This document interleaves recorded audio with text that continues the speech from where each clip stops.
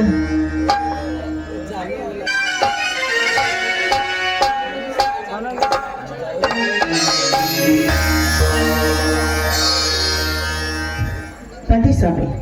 ಸ್ವಾಮಿ, ಬಿಸಿಲಿನ ದಾಹದಿಂದ ತುಂಬಾ ನೀರಡಿಸಿ ಬಂದಿದ್ದೀರ ಅಂತ ಕಾಣುತ್ತದೆ.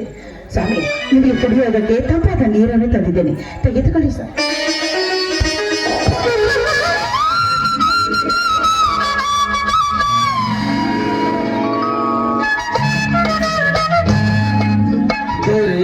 ಪ್ರತಿವೃತ್ತ ಶಕ್ತಿಯಿಂದ ಎಲ್ಲ ಜ್ಞಾನವೆಲ್ಲವನ್ನು ತಿಳಿದುಕೊಂಡ ಸಂಚಿ ಹೊನ್ನಮ್ಮನಂತೆ ನೀನು ಕೂಡ ನಿನ್ನ ಪ್ರತಿವೃತ್ತ ಶಕ್ತಿಯಿಂದ ಎಲ್ಲ ಜ್ಞಾನವನ್ನು ತಿಳಿದುಕೊಂಡಿರುವೆಯಾ? ನೋಡಿ ಸ್ವಾಮಿ, ಪತಿಯ ಸೇವೆ ಮಾಡದ ಸತಿಯು ನೂರಾರು ವ್ರತ ಮಾಡಿದರೆ ಏನು ಪ್ರಯೋಜನ ಸ್ವಾಮಿ? ನೋಡಿ, ಪತಿ ಸೇವೆ ಮಾಡಿರುವುದೇ ಸತಿಯಾದ ಧರ್ಮ ಅಲ್ಲವೇನ್ರಿ? ಅದೇ ಸರ್ಕ ಅಲ್ಲವೇನ್ರಿ? ಧನ್ಯನಾದೆ ಗೌರಿ, ಧನ್ಯನಾದೆ. ಅಂತೂ ನಿಮ್ಮ ತಂದೆಯವರ ಸತ್ಯದ ಉಸಿರು ಬೇಗಿದ್ರೆ ಸಾಕು, ಅದೇ ನನಗೆ ಶ್ರೇಯಸ್ಸು. ಆದರೆ ಏನು ಅಪಸ್ವರ ಏಕೆ ಸ್ವಾಮಿ? ನನ್ನಿದೇನಾದರೂ ತಪ್ಪ ಇದೆ? ಇಲ್ಲ ಗೌರಿ, ಇಲ್ಲ. ಬಡ ರೈತರೆಲ್ಲರೂ ಭೂಮಿ ಇಲ್ಲದೆ ಬರಡಾಗಿ ಕೋಡಾಗಿ ಮಪ್ಪಡೆದು ಮುರಿದು ಮೂದಗಂಪಾಗುತ್ತಿದ್ದಾರೆ ಮೊದಲೇರಿದ ಮಧ್ಯಾಹ್ನಗಳಿಂದ. ಅಂದ್ರೆ ಸ್ವಾಮಿ, ಅಂದರೆ ವಿದೇಶಿ ಕಂಪನಿಗಳೆಲ್ಲ ಬಂದು ನಮ್ಮ ರೈತರೆಲ್ಲ ಭೂಮಿಯನ್ನು ಕಿತ್ತುಕೊಂಡು ಫಲವತ್ತಾದ ಭೂಮಿಯಲ್ಲಿ ಸಂಪನ್ಪರಿ ರೈತರದ ಕಿತ್ತುಕೊಂಡು ರೈತರ ರೈತರು ನಮ್ಮ ಭೂಮಿಯನ್ನು ಬಂಜರು ಮಾಡಿದ್ದಾರೆ. ಅದೇ ಸ್ವಾಮಿ, ಆ ಕಟ್ಟುಕರು ಕಟ್ಟಿದ ಹಗ್ಗವನ್ನು ಚುಚ್ಚು ಹಾಕುವುದು ನಮ್ಮ ಚಿಂತೆಯಲ್ಲವೇ ಸ್ವಾಮಿ? ನಿಜ ಗೌರಿ, ಆಸ್ತಿವಂತರ ಅವರನ್ನು ಇಲ್ಲಿಂದ ಓಡಿಸುವ ಆಂದೋಲನ ಈ ಭಾರತದ ಪ್ರತಿಯೊಬ್ಬ ನೇಗಳಿಗೆ ಮಾಡಿದರೆ ತಾನೇ ಭಾರತ ಮಾತೆ ಕೀರ್ತಿ ಪತಾಕಿ ಮುಗಿದು ಹೊರಲು ಸಾಧ್ಯ. ಇಲ್ಲವಾಗಲಿ ಸ್ವಾಮಿ, ಅವರ ದಬ್ಬಾಗೆ ಶ್ರೋತಕ್ಕೆ ಸಿಕ್ಕು ಪ್ರತಿಯೊಬ್ಬನ ಬಾಳೆ ಆಸ್ತಿ ಕಳೆದುಕೊಂಡು ನೆಟ್ಟುಸಿರು ಬಿಟ್ಟರೆ ಈ ರೈತನ ಬಾಳೆ ಬಂಗಾರವಾಗುವುದು ಯಾವಾಗ ಗೌರಿ? ಬಂಗಾರವಾಗುವುದು ಯಾವಾಗ? ಹೌದು ಮಾವ, ನಿಜವಿದೆ. ಅದು ಮಾಡಿದ ನೆಲದಲ್ಲಿ ಬೀಜ ಊರಿ ಬರದಿಂದ ಬೆಳೆ ಬಂದಂತೆ ಅಜ್ಞಾನವೆಂಬ ಶಿಕ್ಷಣವಿದ್ದರೂ ಕೂಡ ಈ ಭಾರತ ಮಾತೆ ಮಡಿಯಲ್ಲಿ ಬಂಗಾರದ ಬೆಳೆ ಹೋಗಿ ಬಂಗಾರವಾಗುವುದು ಯಾವಾಗ? ಇಲ್ಲ ಸತ್ಯಾನಂದ, ಗರಗರಲ್ಲ ತಿರುಗುವ ಕಾಲಚಕ್ರ ಹರಿತವಾದ ಹಲ್ಲಿಗೆ ಸಿಕ್ಕು ದನದಿಂದ ಮೆರೆಯುವ ಜನ ಒಂದಿಲ್ಲ ಒಂದು ದಿನ ನರಳಿ ಸಾಗಿಸುವ ನಿಮ್ಮಂತ ವಿದ್ಯಾವಂತರಿಂದ ಸಮೀಪಿಸುತ್ತಿದೆ.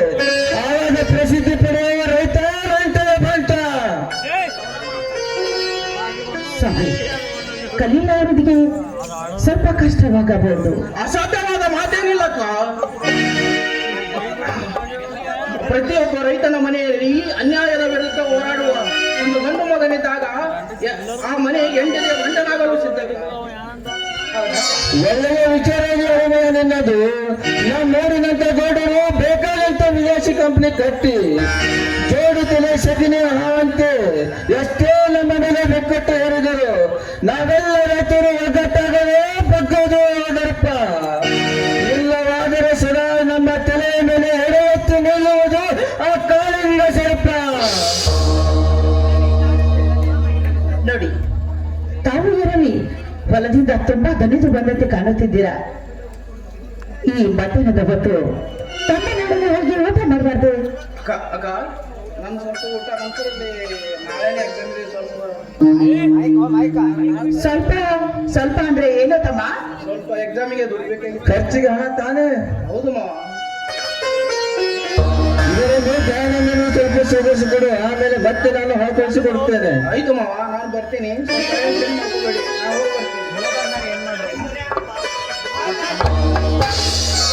ನೋಡಪ್ಪ, ನೀನು ಈ ಸಮಾಜದ ನಾಡಿನ ದೊರೆಯಾಗಪ್ಪ. ಆಯ್ತಕ್ಕ, ನಿಮ್ಮ ಆಶೀರ್ವಾದ ನಮ್ಮ ಮೇಲೆ ಸದಾ ಇರಲಿ. ಆಯ್ತಪ್ಪ.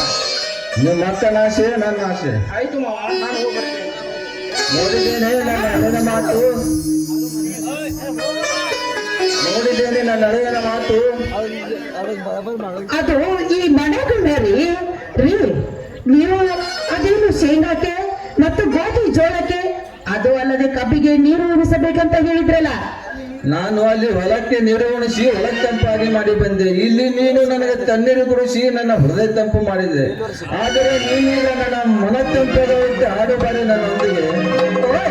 ಈ ತಂಪಾದ ತಂಗಾಳಿಯಲ್ಲಿ, ಈ ಇಂಪಾದ ರಾಗದಲ್ಲಿ ನನ್ನ ಕೆನ್ನೆ ಕೆಂಪಾಗುವಂತೆ ಹಾಡಿ ಮನತನಿಸಬಾರದೆ.